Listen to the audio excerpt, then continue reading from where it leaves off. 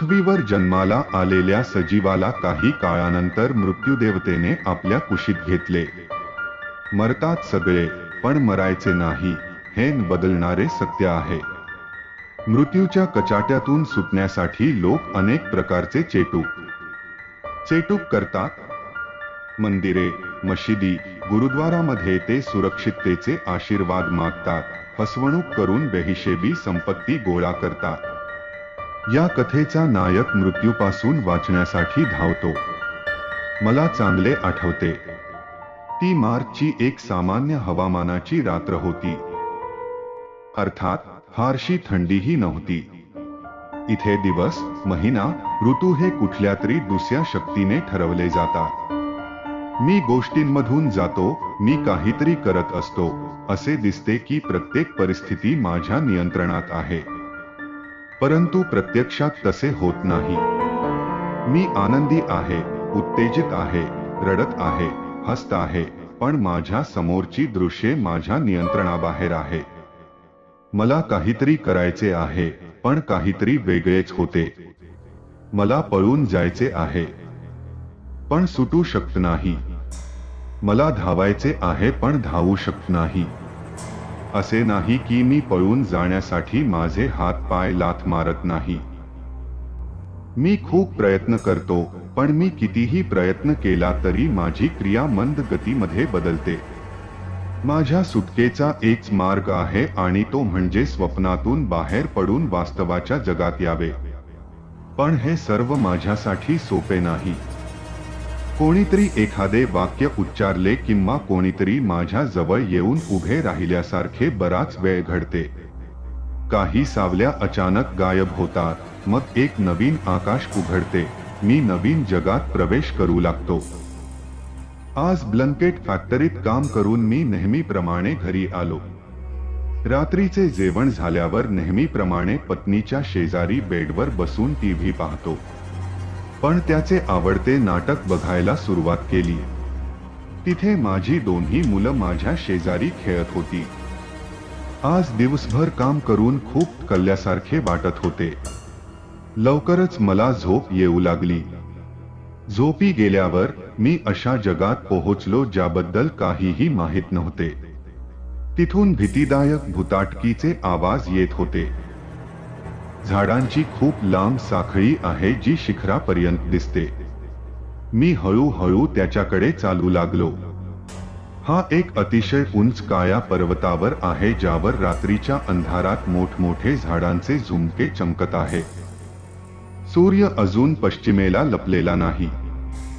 ते डोंगराच्या अगदी मागे आहे. माझ्या बाजूला अंधार आहे, पण डोंगरामागे आपण प्रकाशाचे फवारे फोडत आहोत. जसजसा सूर्य अस्ताला जात आहे तसतसा अंधारही वाढत आहे. आता इथे निशाचरांची पावलं पडायला लागली होती. ते त्यांच्या गुहेतून बाहेर पडतात आणि पोटाची आग शांत करण्यासाठी खातात. शोधायला सुरुवात केली. काळ्या डोंगराचा हा प्रकार मी पहिल्यांदाच पाहिला होता.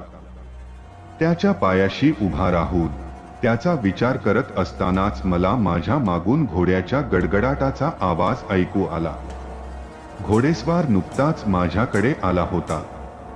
मी त्याच्याकडे लक्षपूर्वक पाहिलं.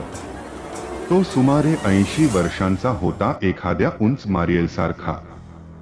लांब पांढरी दाढी, कंबर थोडीशी तिरकी. त्यांनी माझ्या वडिलांप्रमाणे डोक्यावर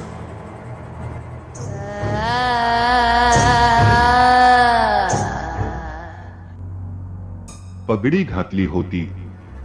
घोड्यावरून उतरताच तो माझ्याजवळ आला आणि म्हणाला, तू का थांबलास? वर जा, तुमचे गंतव्यस्थान आहे. तू कोण आहेस? मी इथे तसाच उभा आहे. मी डोंगरावर जाण्यासाठी थोड्याच वेळात आलो आहे. मी त्याला प्रश्न विचारले. होय, आजकाल तुमच्यासारख्या मुलांना बोलायची हिंमत नसते. मी तुझ्या बापाचा बाप आहे. तुम्ही तुमच्या वडिलांना ओळखत नाही.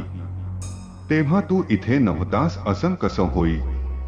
म्हातारा माझ्याशी काही उद्धट शब्द बोलला. मग तुम्ही माझे आजोबा आहात. या खडबडीत डोंगराच्या माथ्यावर झाडी झुडपे, झाडे झाडे याशिवाय मला आवडेल असे काय आहे, असे मी त्याला विचारले. मला तो म्हातारा खूप गूढ वाटला. त्याची सावली कधी उजवीकडे कधी डावीकडे वळायची, तर तो पूर्णपणे स्थिर होता. या फंदात पडू नकोस आणि कान देऊन माझे ऐका. वर काया डोंगराच्या माथ्यावर मृत्यूच्या देवाचे मंदिर आहे.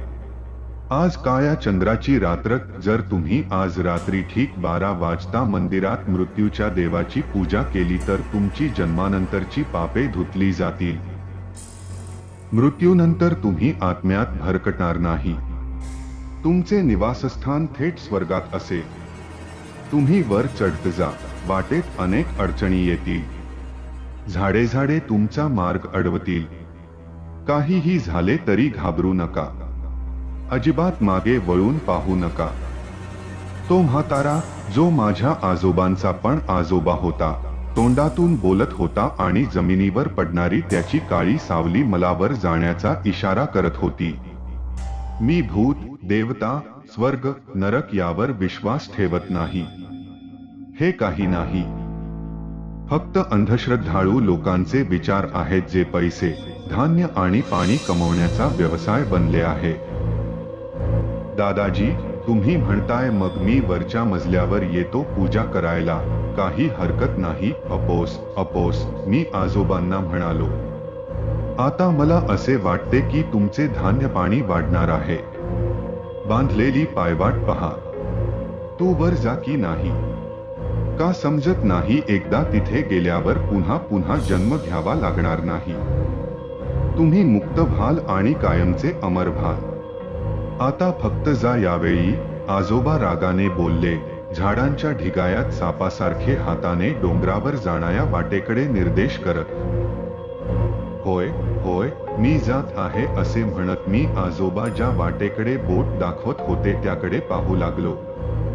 दादाजींच्या आवाजात अशी कोणती ताकद होती माहीत नाही की मग मी वाद घालणे योग्य मानले नाही. मी वळलो आणि उंच डोंगराच्या पायवाटेने वर जाऊ लागलो. मी वर जाऊन खाली पाहिले. ते आजोबा गेले किंवा उभे आहे. अरे रे, ते काय करत आहे? अचानक माझ्या मनातून आश्चर्यकारक शब्द बाहेर पडले. दादा आणि मी बोलत होतो तिथे खाली खोल दरी होती. आजोबा घोड्यावर नव्हते. उलट फांदीवर सरडा रेंगाळल्याप्रमाणे ते हात पायांनी खाली सरकत होते. त्याच वेळी त्याची सावलीही उतरत होती. जमिनीवर आजोबांच्या हातपायांची मुद्रा आणि सावली वेगळीच होती. जणू दोन्ही भिन्न आहे. घोडाही असाच दगडांवर पाय घासत खाली जात होता. आश्चर्य म्हणजे त्या घोड्याची सावली मला कुठेच दिसली नाही. मग मी माझ्या डोक्याला थोडासा धक्का दिला आणि पुन्हा वर चढू लागलो.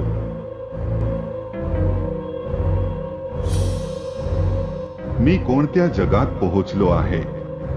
या जगाचे रहस्य काय आहे? पुढे काय होणार?